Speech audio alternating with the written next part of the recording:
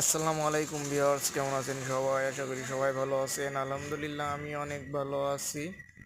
আপনারা দেখছেন সোহাগ technology YouTube channel. আপনাদের সাথে আছি আমি মোহাম্মদ সোহাগ হোসেন। ভিউয়ার্স, দেখতে পাচ্ছেন যে সকালবেলা উঠে আমি যখন বাহিরে আসি তখন আমার এই রাজাহাঁসটি আমাকে দেখলেই ছুটে আসে আমার কোলে ওঠার জন্য।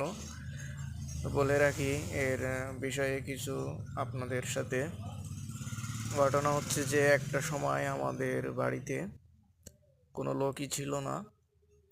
তো আমরা কয়েকটি হাঁস বাড়িতে কিনে নিয়ে আসি এবং সেগুলোকে নিজেদের ছেলে মেয়ের মতো করেই মানুষ করেছিলাম।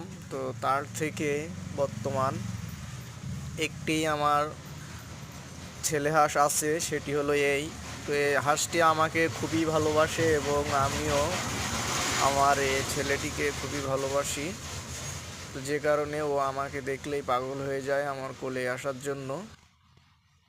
তো তার জন্য আমি ওকে সুযোগ দিয়েছি আমার কোলে কিছুক্ষণ বসে থাকার জন্য। তো সব সময় আমি পারি না সময় দিতে তার সাথে, এজন্য সেও একটু মন খারাপ করে থাকে।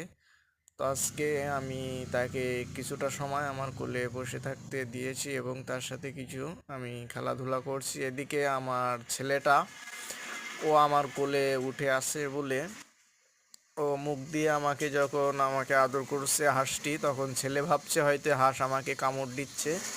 এ কারণে ও ছেলে সামনে যাই পাচ্ছে তাই এনে হাঁসটিকে মারার চেষ্টা করছে।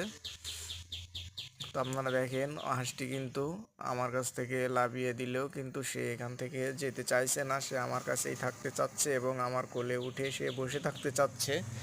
তো সব সময় সে চায় এভাবে আমার কাছে থাকতে।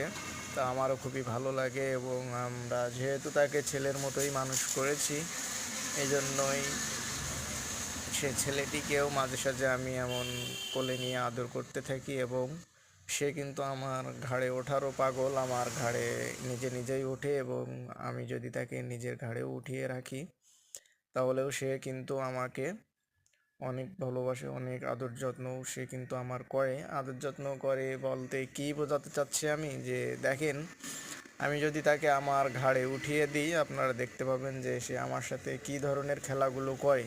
আসলে তার থেকে কিন্তু আমি কোনো ধরনের বিপদ ফিল করি না। আমার ভালো লাগে তার সাথে এরকম খেলা করতে। দেখেন আপনাদের হয়তো মনে হবে যে সে আমাকে কামড়াচ্ছে, আসলেই কিন্তু সে আমাকে কামড়াচ্ছে না।